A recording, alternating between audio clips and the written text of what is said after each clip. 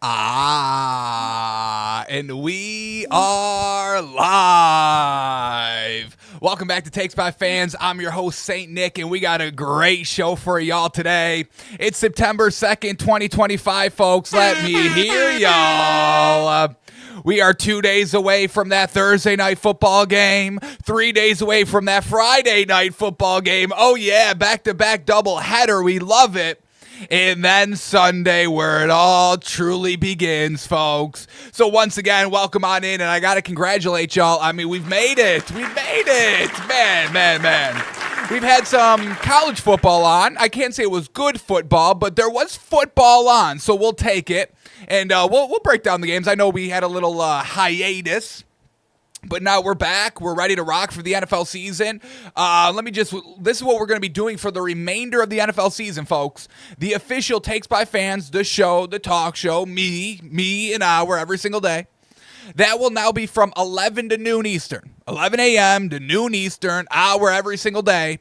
And then from noon to 3 p.m. Eastern, that is going to be our live daily sports betting show, where we're breaking down film from the previous week. We're breaking down the spreads. We're breaking down the lines. We're breaking down the props every day, gearing up for that week of football ahead. We'll dabble in some college. It's mostly going to be NFL, but that's what we're going to be doing. So you can come in, pop in, ask for some betting advice, ask for fantasy advice. I'm going to be here all for it, folks.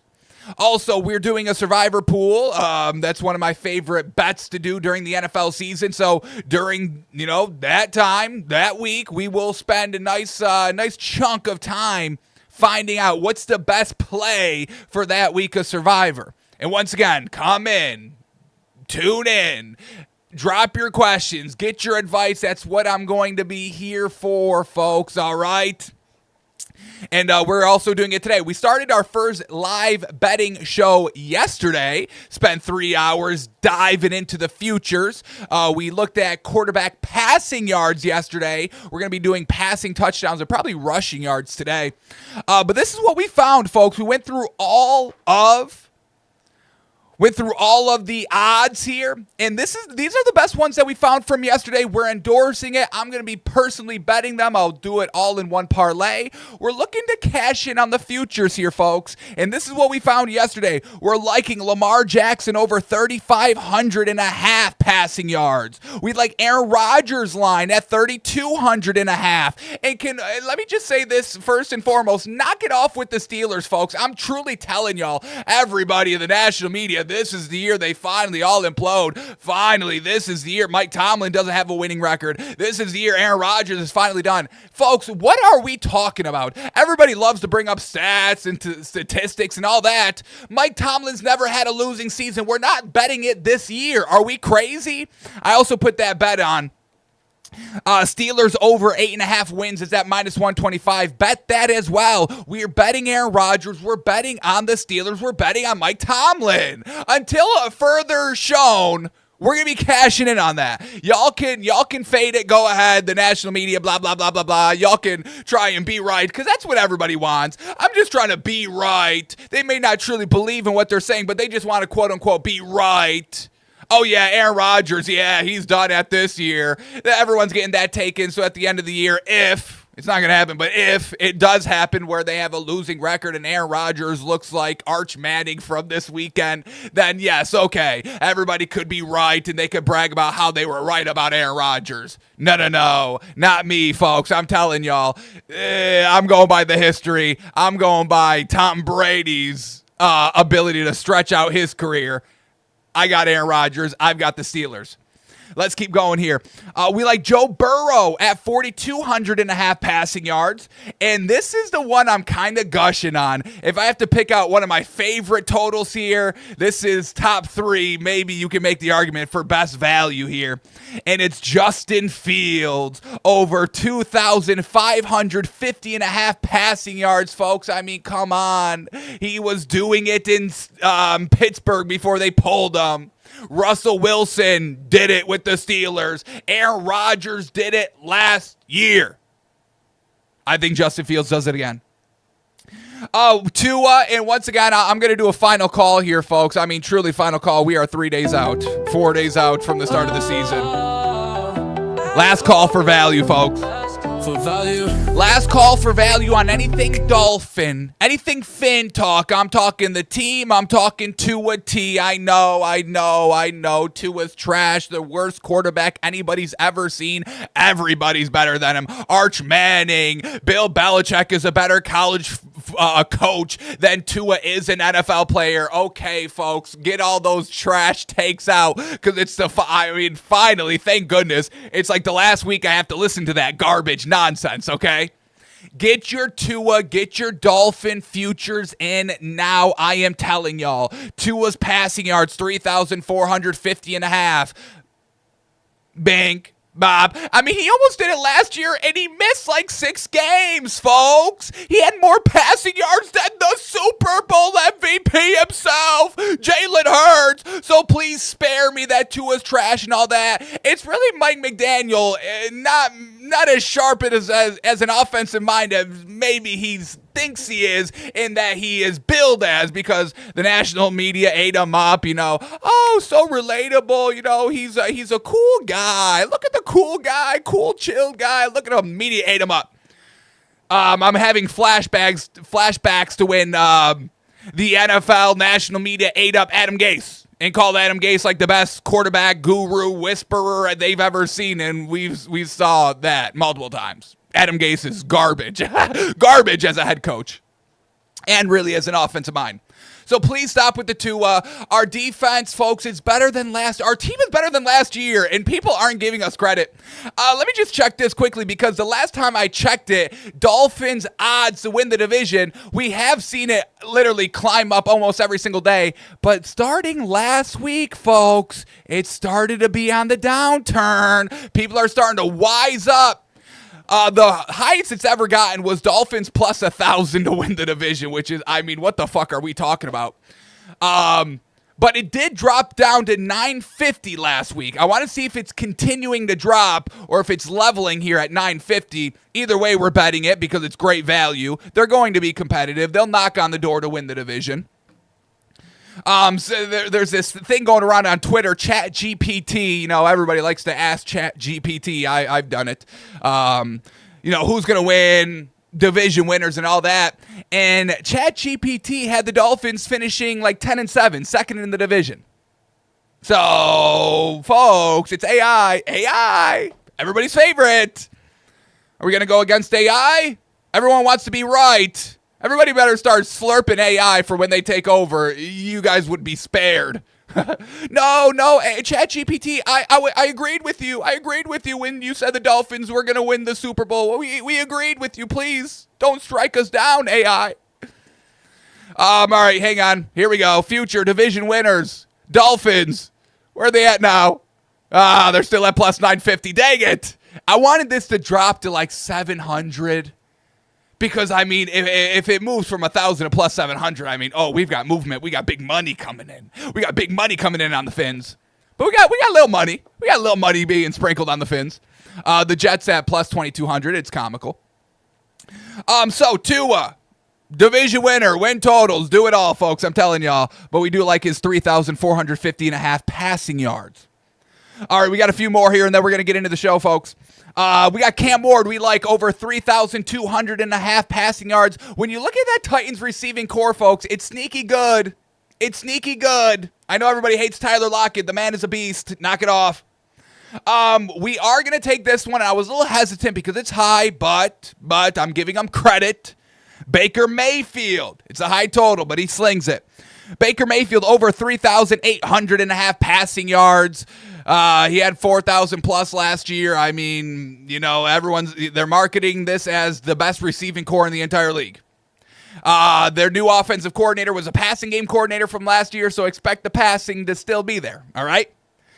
We got Justin Herbert. We're betting on the Herb. The Herb that's not going to be passing the ball anymore because they got blind as a bat and Blind as a bat, Najee Harris in the backfield.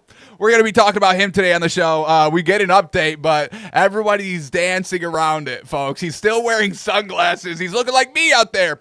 He's wearing sunglasses and still dancing around the eye question, but he's seeming to play. All right, and then we've got two more, folks, and I know these ones to close out. Drake May. I can't believe it either. Drake May, 3,300.5 passing yards. You know, he was a little on track to do that last year, you know, if he started every single game, if Jacoby Brissett still wasn't stealing reps from people. So we like Drake May. Stephon Diggs is him. He's back. And then finally, we like this one, folks, and I think I have an article that's going to agree with my assessment. But J.J. McCarthy over 3,600.5 passing yards. If Sam Darnold can do it, anybody can do it. Blind as a bat, Najee Harris could throw for 4,000 yards on that Vikings team, okay? And they're going to be good, folks. That defense for the Vikings is good. We're betting them week 1, okay?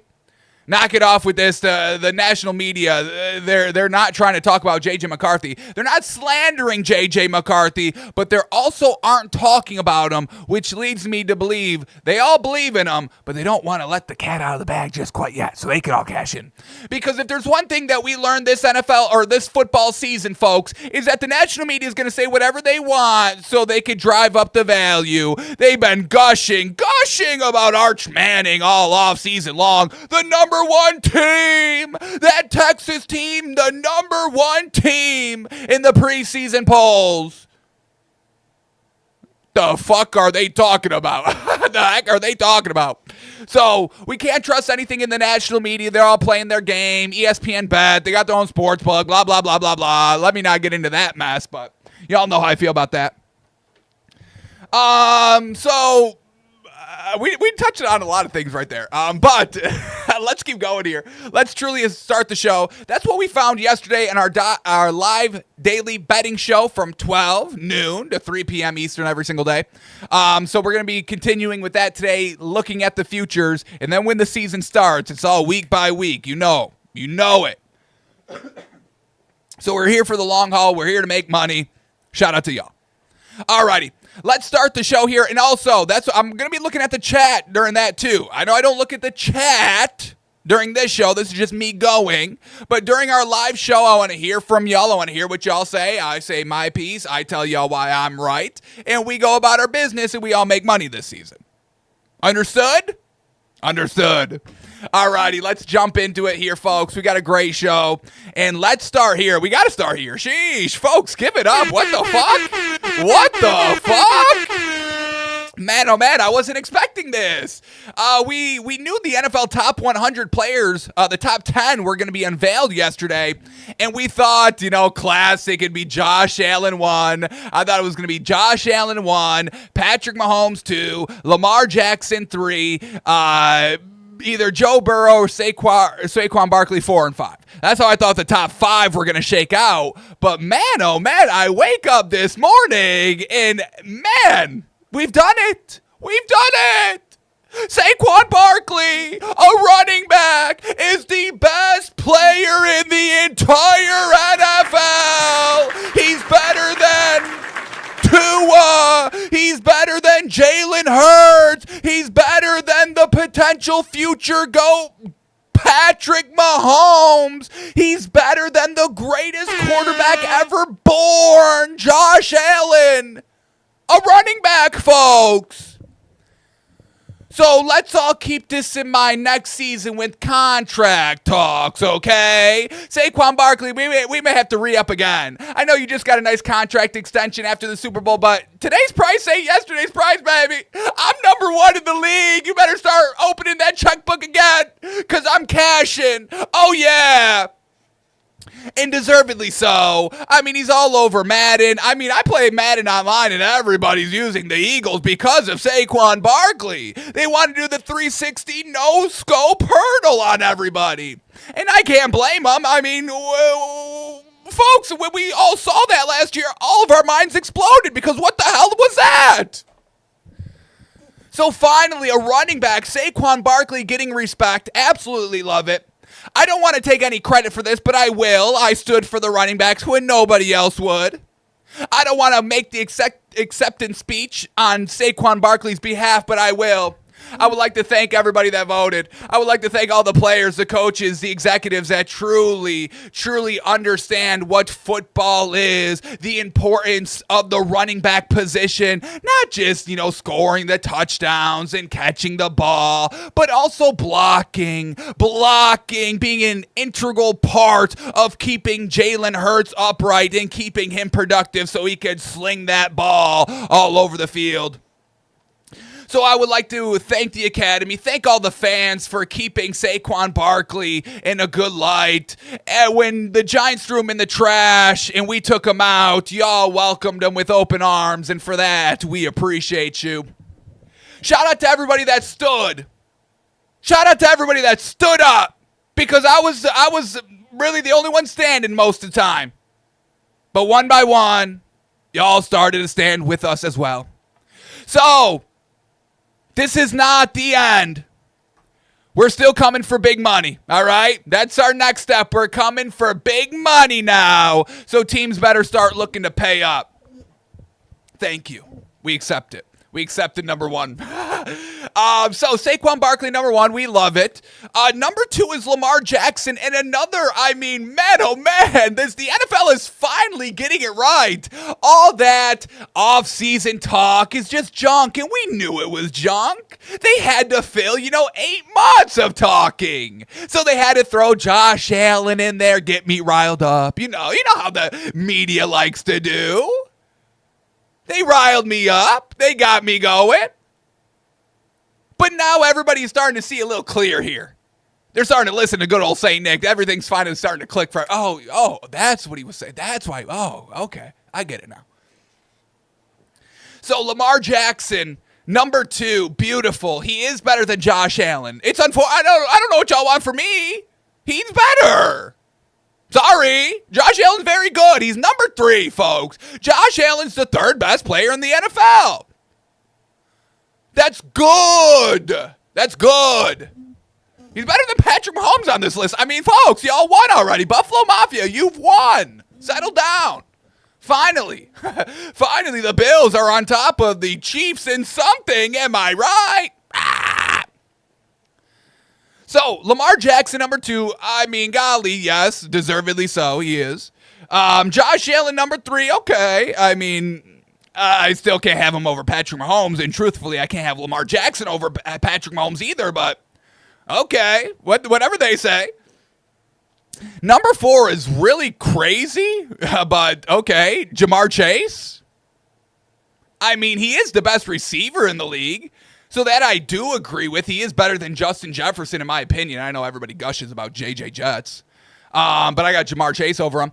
But Ja'Marr Chase at number four, he's over Patrick Mahomes, which is, once again, crazy to say, but okay. We got Patrick Mahomes clocking in at number five. Joe Burrow at number six. We get Derrick Henry at number seven.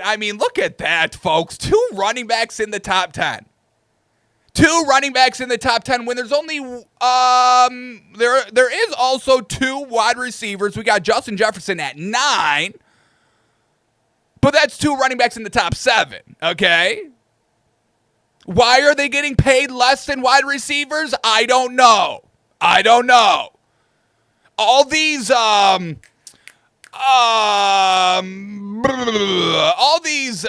are they, folks? Your manager, the person that's negotiating your contract on your behalf. Those people need to start waking up. This is a running backs league now. I've been saying it for the last 2 years. Nobody wants to listen. I don't even know why we bet, honestly, passing yards over in the NFL. They're going down every single year. This is a running backs league now. So running backs need to command more money. Took way too many lowball deals this year. Literally everybody was taking lowball deals. Even Saquon Barkley got lowballed. I think he's at like $20 million.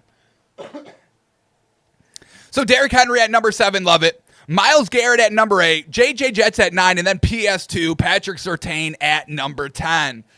I really don't have too much of an issue with this top 10. I'm just glad Josh Allen's not number 1, and I'm glad that Lamar Jackson's over Josh Allen. So The NFL finally getting it right. Nature's healing right before the season. We'll take that. Alrighty. I wanted to start with that, but there are a few non-football stories I do want to touch upon. The first one, Shohei Ohtani.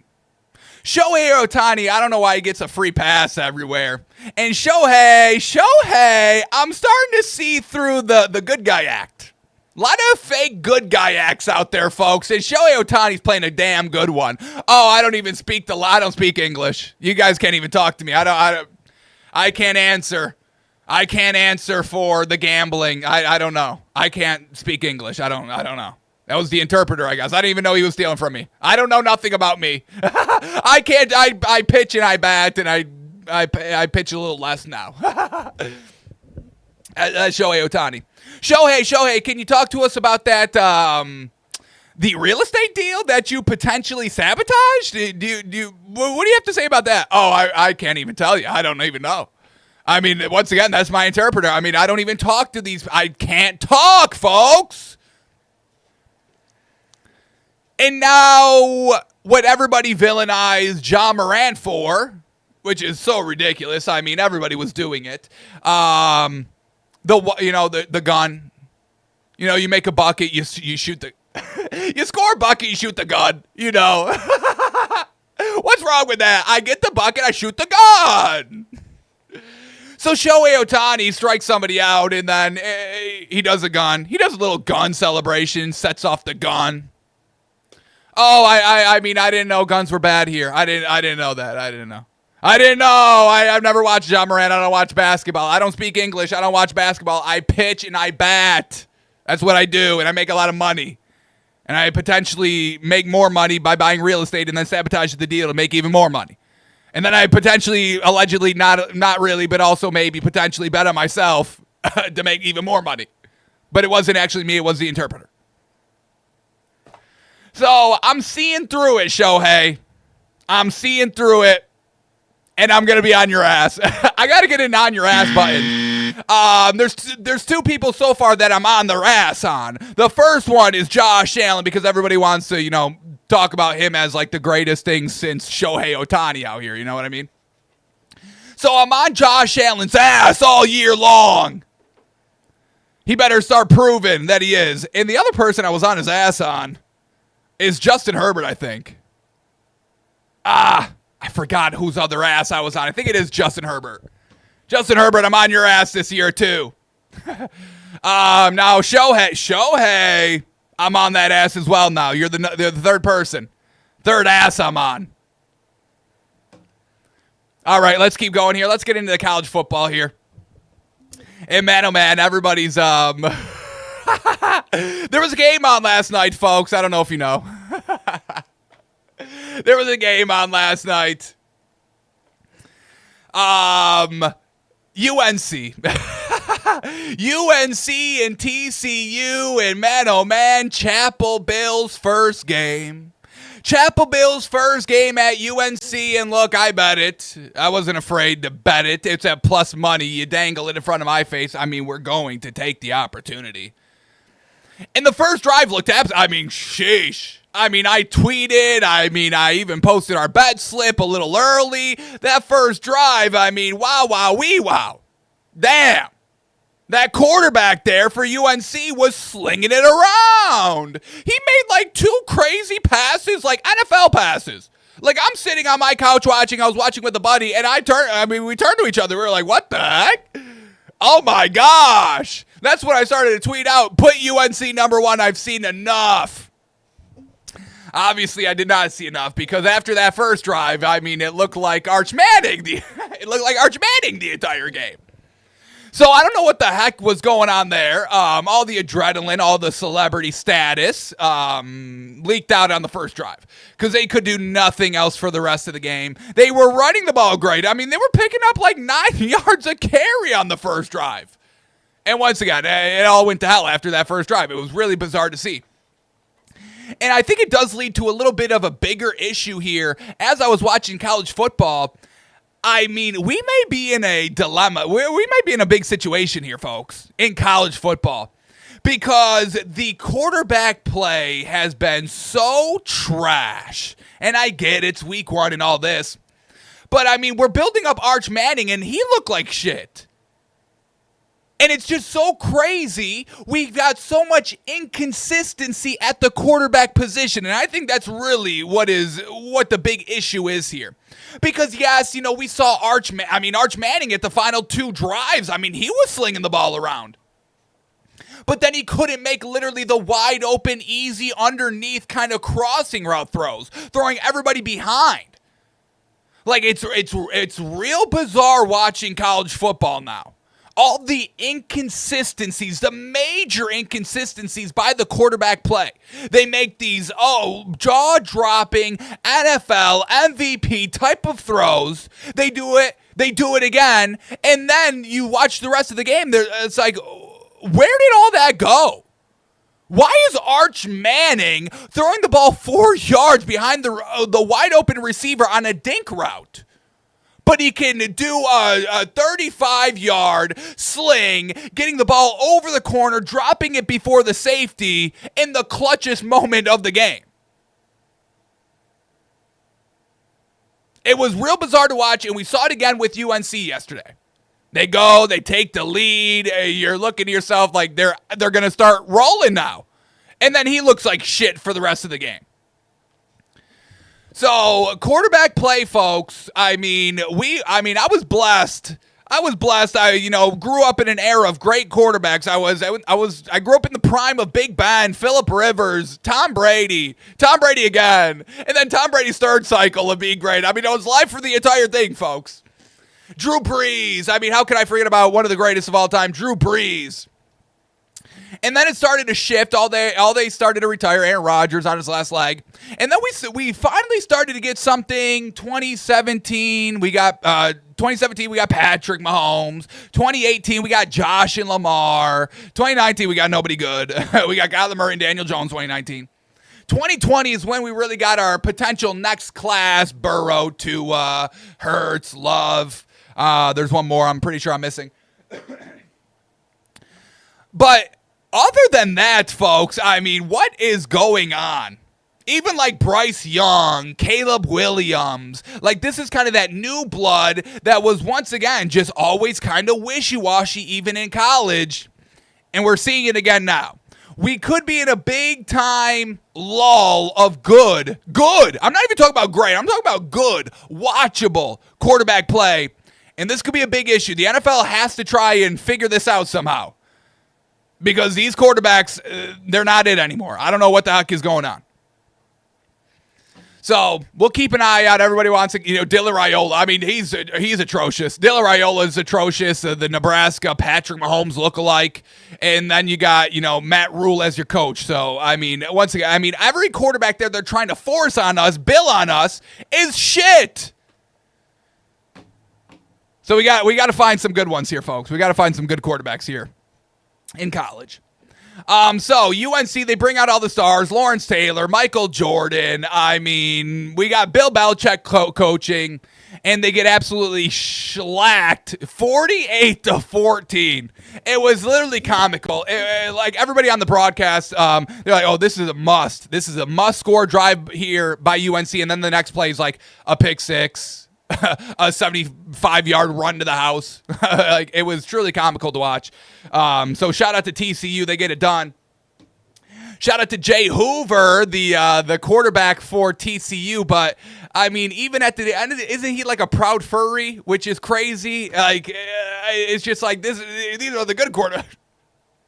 The good quarterbacks are all furries, folks. We really can't even win. Josh Hoover. 284 yards, 2 touchdowns. Not bad. 1 interception. I know y'all love that. So, I don't know. But we'll try to figure out who's the next good quarterback because it's not Arch. It's not. I don't know if it's Hoover either. So we'll see. We'll keep tuning in. Speaking of quarterback play, they didn't have to do him like this. Damn, you didn't have to do him like that.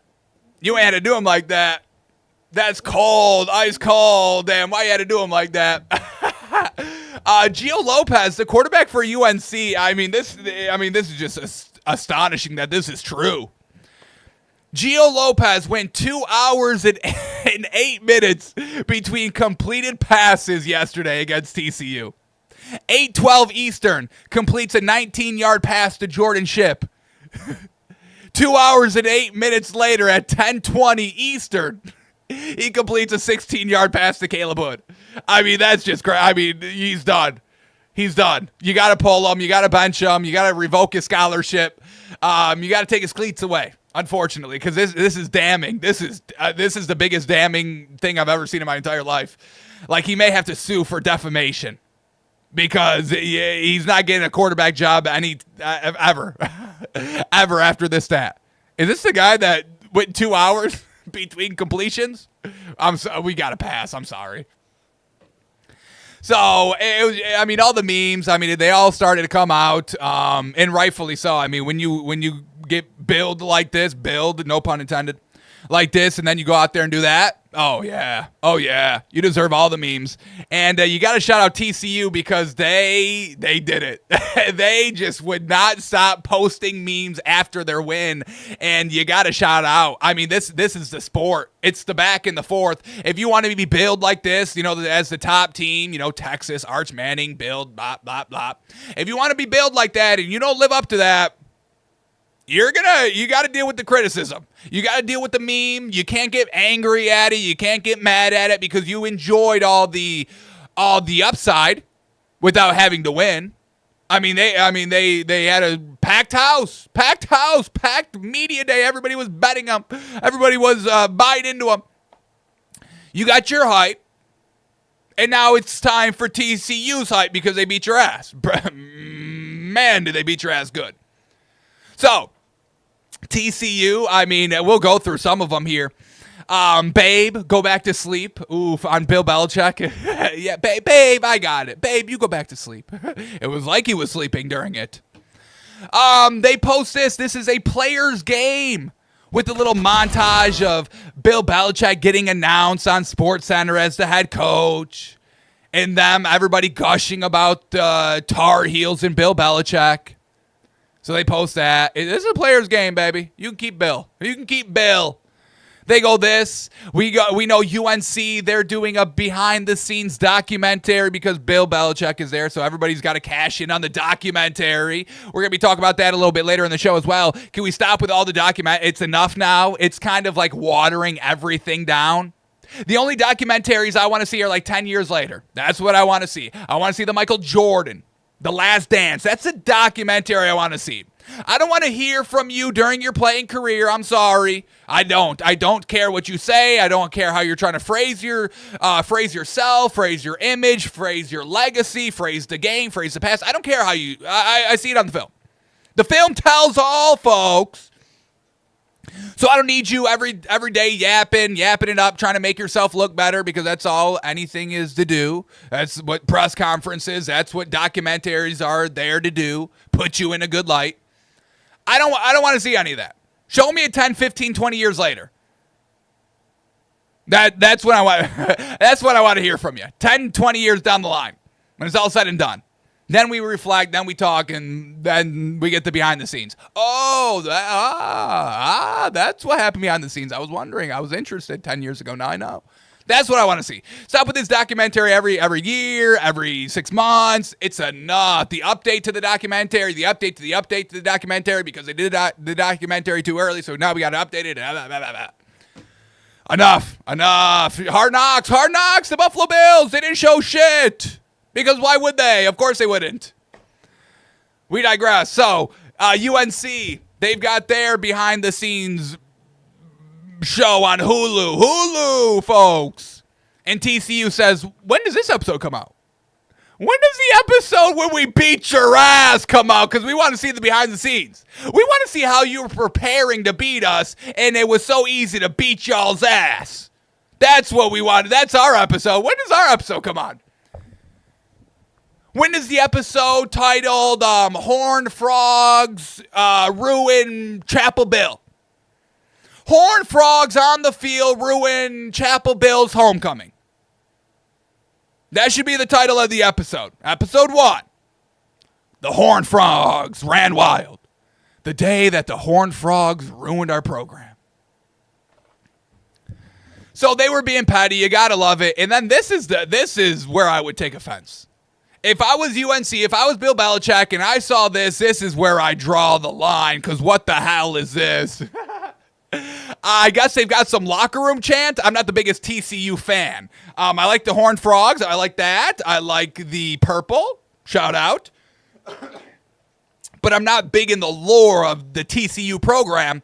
But apparently they got this chant that they do after a win. I'm assuming they don't say this in a loss, because if I had to say this in a loss, I'd quit the program. You're gonna make me do this? No. After I just got routed, you want me to say this nonsense? I don't do it. No, thank you. So this is them after the game, folks. This is TCU's locker room after beating Bill Belichick. Listen to this.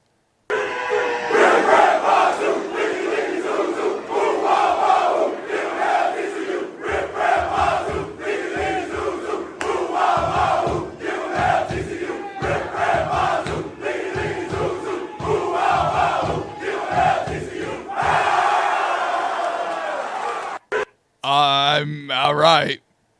I'm disgusted looking at this. I mean, could you imagine? You know, Jordan. I forget her last name. Mrs. Belichick. Jordan Belichick.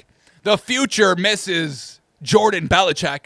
You know, she was up all night watching this video. I mean, she's a millennial. She's on the internet. She's on Twitter. She's on TikTok. She sees the memes. They were selling their own merch. Oh, this had to get her. This had to get her good. Folks, if you couldn't understand the gibberish they were saying, it's riff ram bazoo, lickety lickety zoo zoo, who wah wah who, give 'em hell TCU.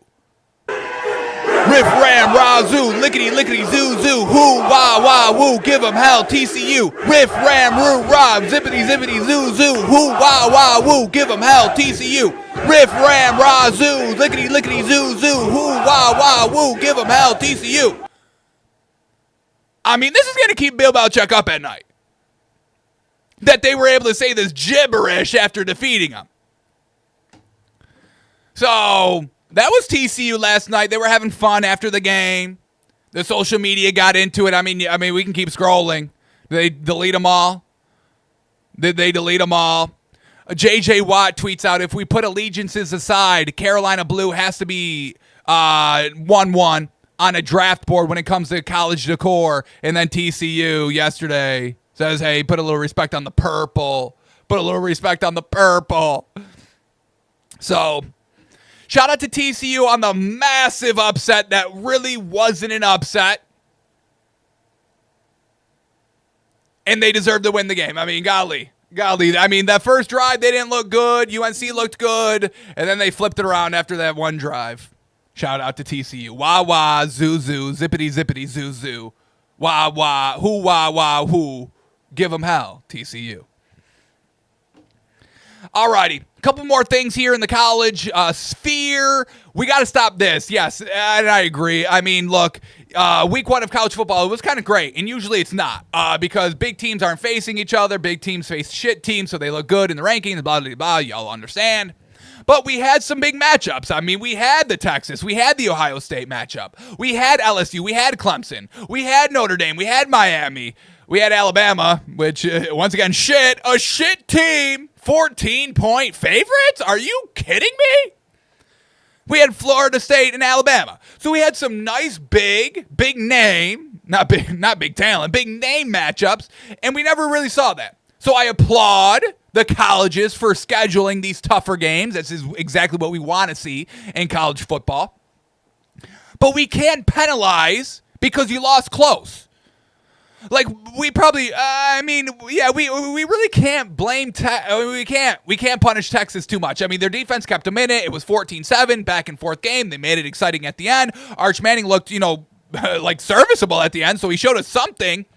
So we really can't knock Texas. Obviously, they can no longer be ranked number 1. I mean, that's first and foremost. Like, let's be real. Ohio State should be ranked number 1. I mean, that's clear as day. I mean, I know people are liking LSU at 1. It's like, what? Okay, show me why.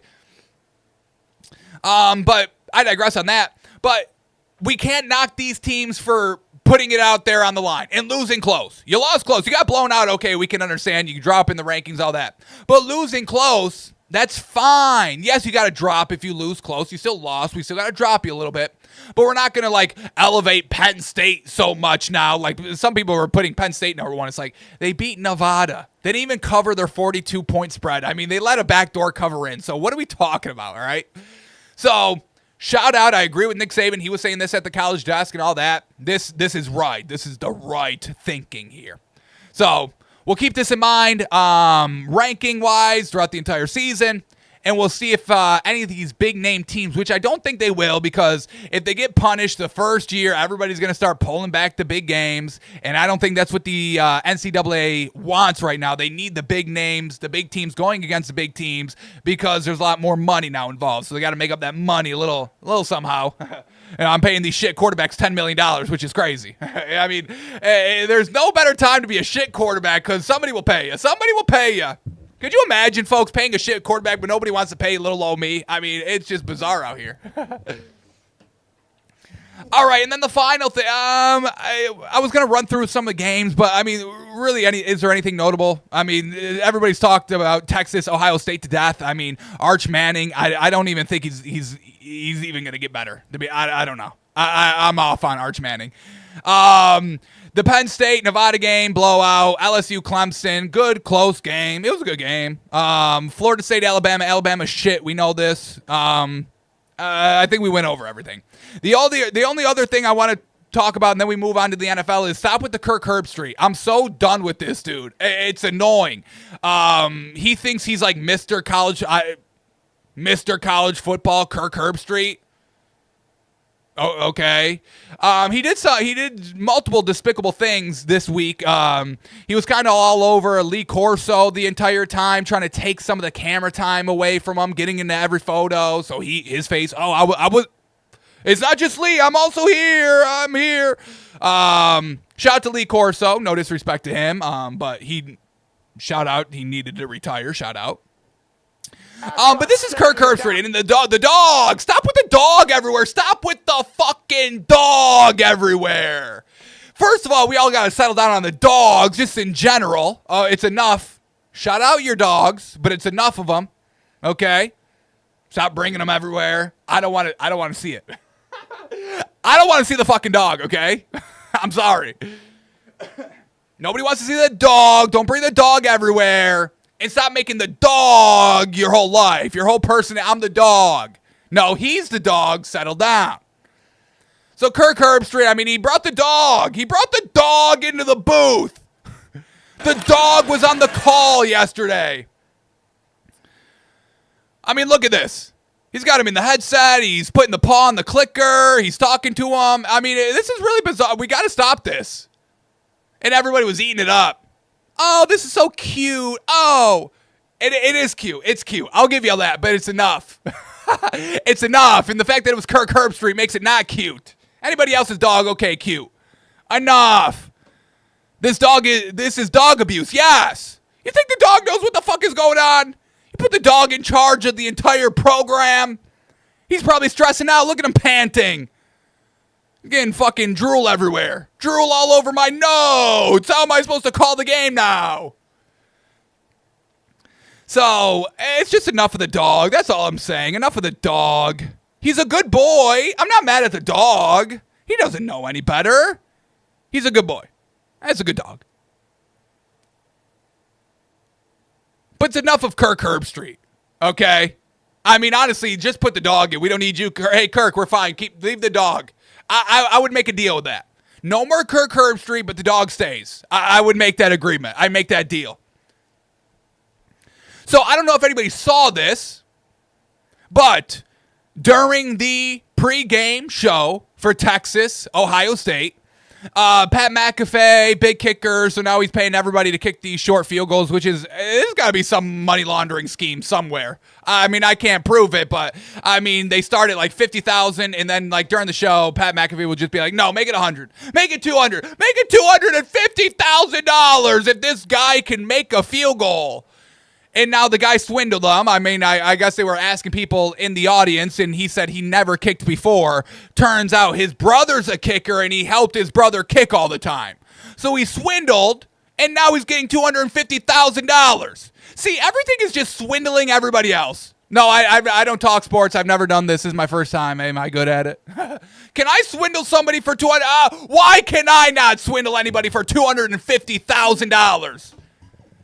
I digress. This is not about the fake kicker, the alleged potential money laundering scheme. This is about Kirk Herbstreit pushing this guy in the dog shit. So once again, Kirk Herbstreit out here, and of course he's got his fucking dog. I mean, putting this dog on a plane all the time, I don't think that's good for him. Is this dog flying first class, or are you putting him in the stowaway?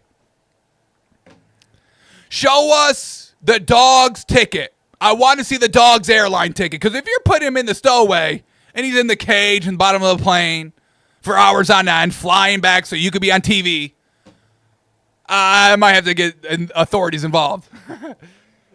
I'll get PETA involved. I digress again. So here we go. Kirk Herbstreit. He's going to hold the ball. The dog gets loose. The dog gets loose. Is this before the dog? It is. Okay, well, I don't... Where's the video? Yeah, there he is. Real quick. In the beginning of the video, we see the dog. The dog! He's in the corner by the fans. And they're all saying he took a shit. Pat McAfee tried to get the camera to take a look at the shit. To zoom in and get a close-up shot of the shit. So the dog poops and runs back out. They're all laughing about the poop. They don't get a close-in. But Kirk Herbstreit, he sees the poop. He knows the dog shit is there. And what does he do? The guy makes the kick. The guy makes the kick. And what does Kirk Herbstreit do? He makes the kick, right? Kirk Herbstreit goes over and basically tackles him. I mean, it's good for him. I will say that. So he gets under him. He moves him to the sideline where everybody is. And then look at him. Kirk Herbstreit, I mean, he's literally looking down, staring at the ground, looking for where the shit is. And he pushed him right into where the shit is. The man is constantly jumping in shit. He doesn't even know. No, he probably doesn't care. He just won $250,000. But this is not the point. This is about Kirk Herbstreit and his dog. And I think even Pat McAfee says it, like, after everybody kind of clears the way. He's like, you just stepped in dog shit, dude. So, I mean, that's Kirk Herbstreit. He flies his dog everywhere and then pushes. He didn't even pick it up. I mean, that's what dog owners need to do. You see the dog poop, you pick it up, you don't leave it there. That should have been, hey, let me take a time out from this TV thing and be responsible. Hey, why don't I show everybody what a responsible dog owner is and pick up the shit? Maybe you should have done that, Kirk. So that's enough on Kirk Herbstreit. It's enough on college, folks. We got to move on. Enough with the dog. Enough with the dog. All right. One more thing before we move on to the NFL. And man, oh man, we're running out of time. We got to go to our daily betting show. But here we go. A couple more here. Everyone's The Rock. Yes, The Rock is skinny. Okay, this is what happens when you're not in the wrestling world. You go small. Like, I'm not gonna, accuse the WWE or the NFL or any big sporting group of, juicing their athletes, but they get them on good regimens. We see people beef up in the NFL. We see Giannis beefing up, and then as soon as they stop, they lose all that access to the trainers, to the nutrition programs, to the potential medication, and you go back small. I mean, I don't know why everybody's making a big deal of The Rock becoming small. He went to go do a movie. Of course, he's not going to be in big, beefy wrestling shape. So everyone's making a big stink of Rock skinny. He's settle down. He's still The Rock. Settle down. But that's not the point. So y'all get me going. That's not the point. The point is that he had a movie, and it got a 15-minute standing ovation. And I kind of like it. It's kind of classy, the standing ovation. And I think we need to start doing this in sports. I think we need to have a standing ovation now in sports. For a great performance, for a great comeback. Like Tyrese Halliburton should have had at least like multiple 3 to 5 minute standing ovations at the end of those games in the playoffs. When he's hitting the buzzer beaters, when he's single-handedly clutching up the game. Everybody should get up after the game and just stand and clap. Standing ovation. We don't storm the field. You know, I know everybody, yeah. You know, like 30 seconds of cheering after the game, and then they all disperse. No. We all stand. They stay on the stage. They stay on the court. And we stand and applaud. 15, I mean, you know, the time scales on how impressive. You know, great, all-time performance, record-setting performance clutch. Yes, 15 minutes. Yeah. You know, a big shot, 3-5. Good performance. You know, we can go, oh, yeah, that was good. That was actually good. That's 1 minute. But I think we should start doing a little of this. I like the class of a standing ovation. Not too much shouting and jumping up and down. Just pure class, taking it all in. I like the standing ovation. All right, now we can get to the NFL here, folks. A couple things to touch on here. First and foremost, I mean, standing ovation for this. I mean, goddamn. We love cheap concessions. We love it. Don't gouge the people at the concession stands. It's enough with that. The Ravens, look at this Ravens menu, folks. The barbecue chicken sando. Well, maybe that's why it's cheap, because it's not a sandwich. It's a sando. $4.99. But barbecue chicken sandwich, $4.99? Where are you getting that from? Nachos, $4.49. Okay. Hot dog. Get your hot dog. $3.49. Not bad. It's no Zweigel, I'm assuming. I mean, the people out here charge like $8.99 for a Zweigel, dude. It's crazy. I can get a pack of 6 Zweigels for like $11. And all these restaurants have the audacity of charging me $9 for a fucking hot dog. Now, it's a Zweigel, I get it, but still, it's a hot dog. All this dog talk today. So, hot dog, $3.49. That's a good price. Good price. In my world, a non-Zweigel hot dog should be like $1.99. Zweigel hot dog, $3. $3.50 for a Zweigel. I'm cool with paying. For a regular beef hot dog, I'm not buying it in the first place, and everything else I digress on. Pretzel, $1.99 I mean, you talk about pretzel price point. That's beautiful. $1.99 for the twist? Yes, sir. French fries, which has gotten out of hand Dude, I'm telling y'all, people are charging $10 for a side of fries now. It's insane. McDonald's large is like $4.70. It's more expensive than a burger. When did the potato become more expensive than the beef? French fries, $3.49. Good price. That's a great price. If it's a large. I mean, I don't think they got different sizes, but that's a great price. Peanuts, $3.49. Sure, I'm not the biggest peanuts guy. I think that may be expensive. Is that expensive on peanuts? I don't know. Blackbird chips, $2.49. I don't know what that is, but I'll take it for $2.49. Popcorn, $1.99. That's got to be a small little cup. That ain't no bucket. 12-ounce beer, $4.99. That's pretty solid. 24-ounce soda, $3.99. I mean, I don't got no price. It's 24 ounces. 12 ounces, no. 24, not terrible. 20-ounce water, $3.49. I mean, these are good prices. For the beverages, for the food, very good. Very good. And then look at this. Look at this. They take the family in mind here. You think the Bill Stadium is going to be having cheap concessions? I think not. They got that big old stadium they need to pay for. I mean, we're going to be having $20 burgers, I'll tell you. You think their hot dogs are going to be $3.49 in Buffalo? Oh, no, sirree, Bob. No shot. No shot. But the Ravens, they take the family in mind because they know the family and the kids, and you got to buy you can't just buy yourself something. You got to feed everybody. If you bring everybody, you got to feed everybody. And the Ravens keep that in mind. Feed a family of 4 for less than $10 a person? You're not getting that anywhere. Look at this. You get 4 premium hot dogs. That's how you know they're not Zweigel. 2 popcorn. 2 pretzel bites. Oh, hang on. Whoa. Hang on. They were advertising the pretzel twist at $1.99, not pretzel bites. Okay, now it's starting to seem like a scam. Pretzel bites could be a little iffy. Pretzel bites are a little iffy. There's this new pretzel bite that's getting forced on everybody, and they're shit.